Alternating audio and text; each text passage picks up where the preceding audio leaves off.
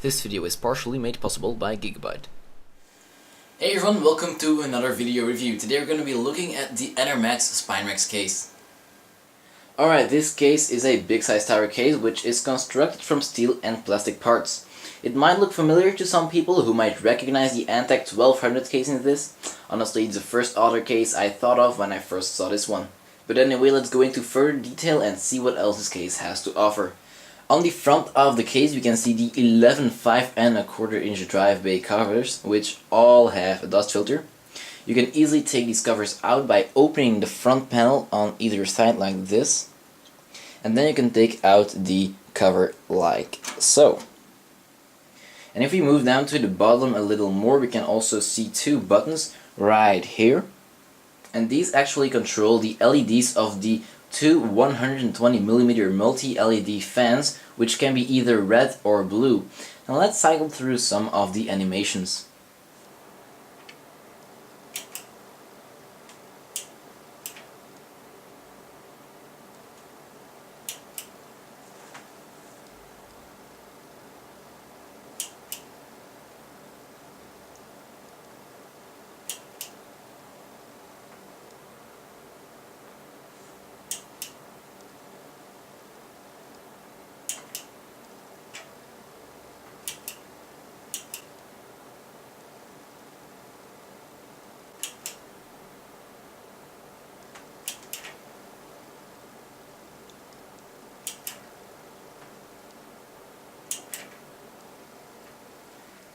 Now you can take these fans out after taking off the covers in front of them, and then screwing out these 4 screws like so.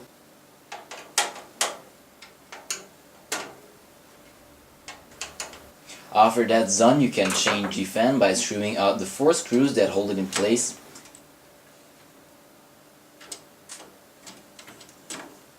And another thing you can do after having done all this is taking out the hard drive cages.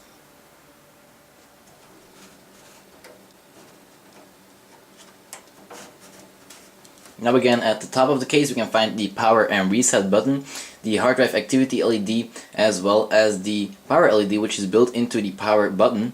One problem I noticed though was that when pushing the power button it can get stuck like this, so beware of that when pushing it in. So it's not always, but it can happen. Going on further with the top panel, there is a space to lodge stuff. There is a USB 3 port, 3 USB 2 ports, an eSATA port, and a microphone and headphone jack, but for some reason it's not indicated which one is the microphone or headphone jack, so that's a bit annoying. And moving on even further with the top panel, there's this cool grill design which has a nice feature that allows you to choose between having airflow coming out or just having it closed so that nothing can go in or out. You can also take off this part of the top panel by screwing out 2 screws here.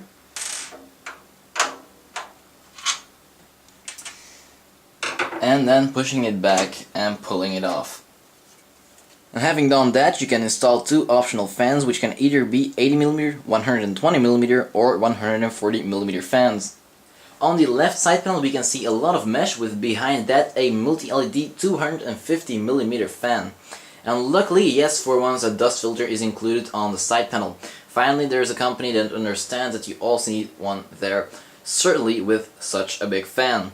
You can also see that there's a speed switch here that controls this fan, and also a button to choose whether the LEDs are either blue, red or turned off. And the right side panel has been left plain.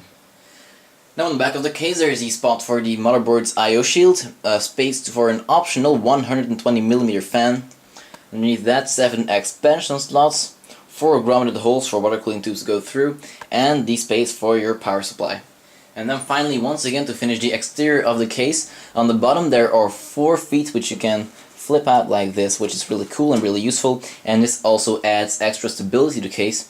And there's also ventilation for the power supply to intake cool air. Now having a look at the interior, you can see that the interior is painted entirely in black.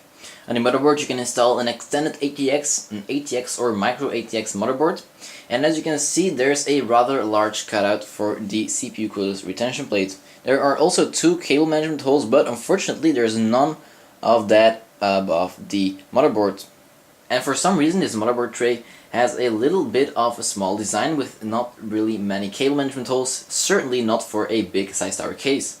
There is a big opening here instead of it being closed, and as you can see here, it's as if the tray was positioned wrongly, and for some reason there's also a big edge right here, which will most likely make cable management more difficult for this site in order to get this side panel on without too many problems. We'll see how that works out when I actually do the build though. In the rear of the case, you can again see where the optional fan can get installed, and underneath that the expansion slots which have thumb screws. Again, a weird idea of them was to not add extra expansion slots here, because they could have easily done that. But anyway, on the bottom you can find a dust filter that filters the air for the power supply. More to the front, we can see the 5 5.25" drive bays that are free. The other 6 are occupied by the hard drive cages. To install a 5.25" device, they include these rails, which you just need to install on the device so that you can slide it in like so. The same system goes for the hard drives. You take the included rails, install them on either side on the hard drive, and slide it in. And note that you can install up to 8 hard drives.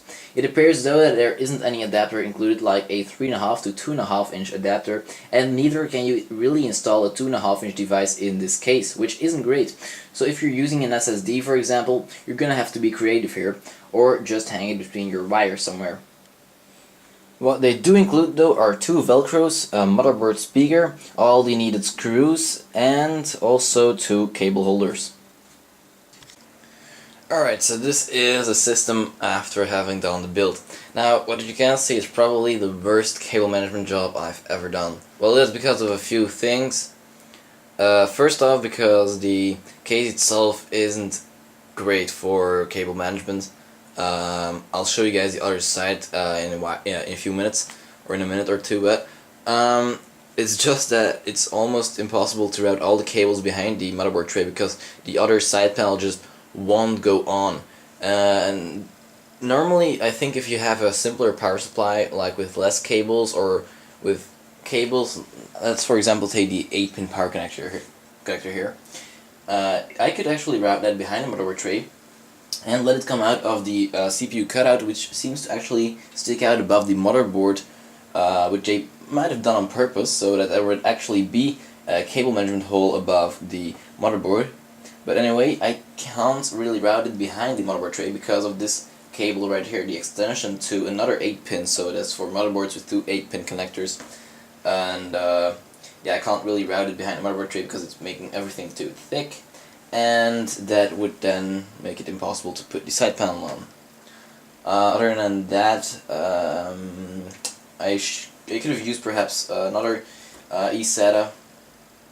Oh, what did I say? eSATA, I mean power SATA cable, or route this one behind the motherboard tray somehow, but even that is not really possible, and I'll show you guys why also in a minute. But other than that, building the system in the case is actually very easy. There's a lot of room. The way to install 5.25" devices, the hard drives, it's very simple. You just slide it in, and that's all you have to do basically.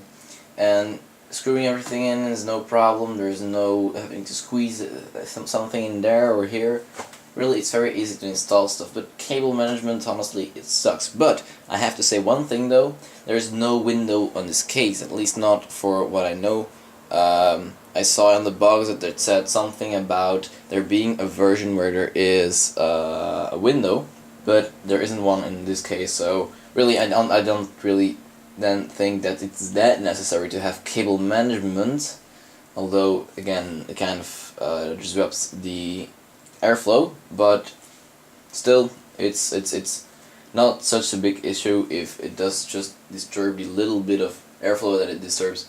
And yeah, if you don't have to look inside of the case all the time, it's maybe not that big of an issue. But still, it's nice if you could actually show your case to your friends or your system to your friends and having a nice cable management job done, and well, that's not what you can do here. But now let's have a quick look at the other side.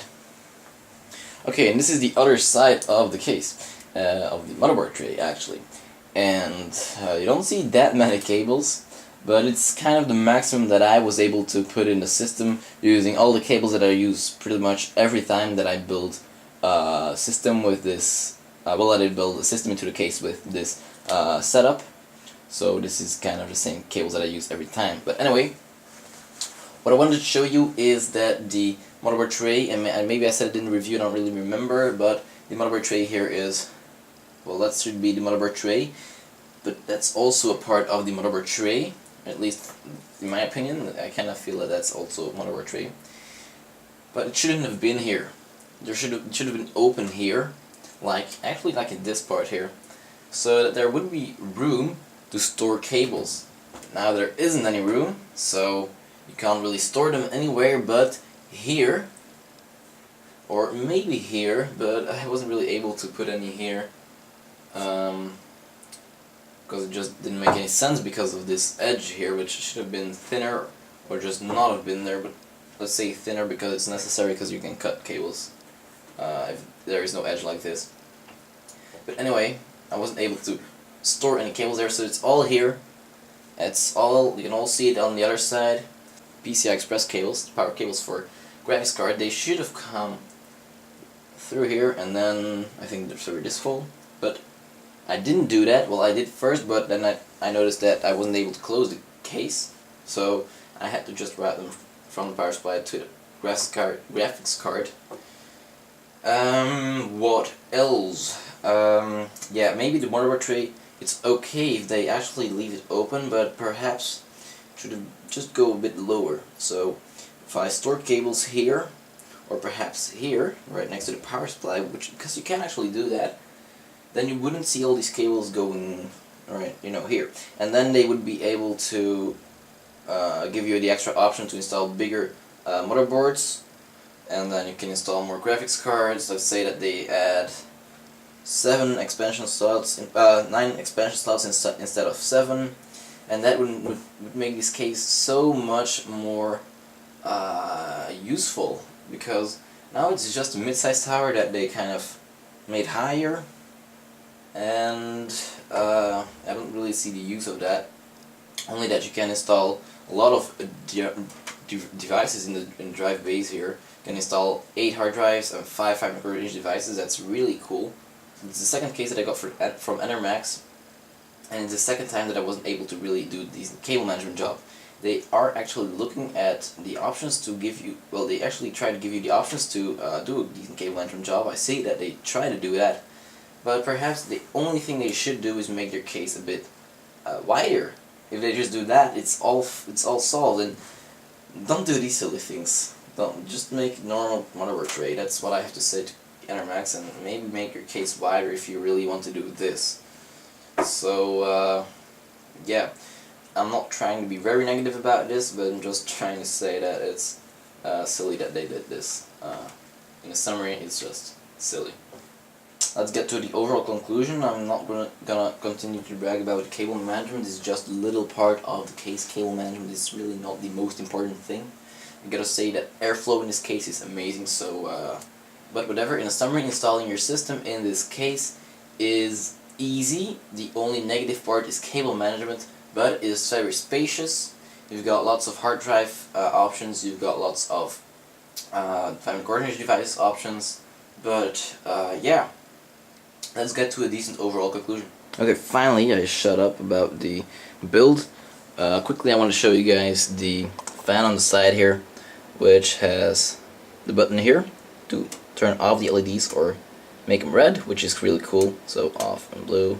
See, there's 5 LEDs on the inside and 5 LEDs on the outside of the fan. And there's also the switch here. You can probably hear it. So that's the fan here. Okay, so a quick conclusion is that this case is really nice looking in my opinion.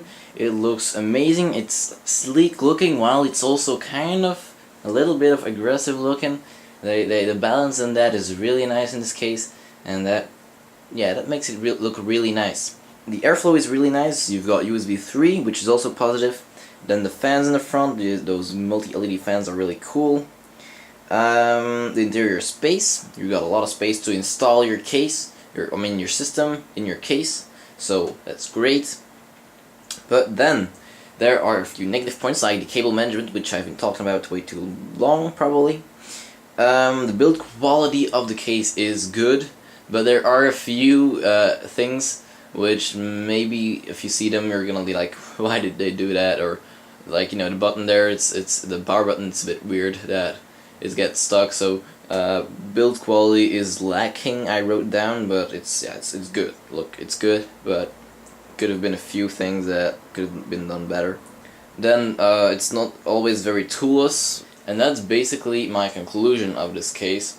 Now, I've been kind of negative about the cable management. I've said it way too many times, the word cable management now. But yeah, I've been quite negative about it, but really don't worry. Do you notice it while a case is like this, you know? You don't see cables sticking out everywhere, so there's no window to watch them through. But it's just that I kind of always think that it's better to have cable management done properly. But yeah, I'm going to give this case the Awesome Award. And I gotta say that it's a big step forward for Enermax in the case industry.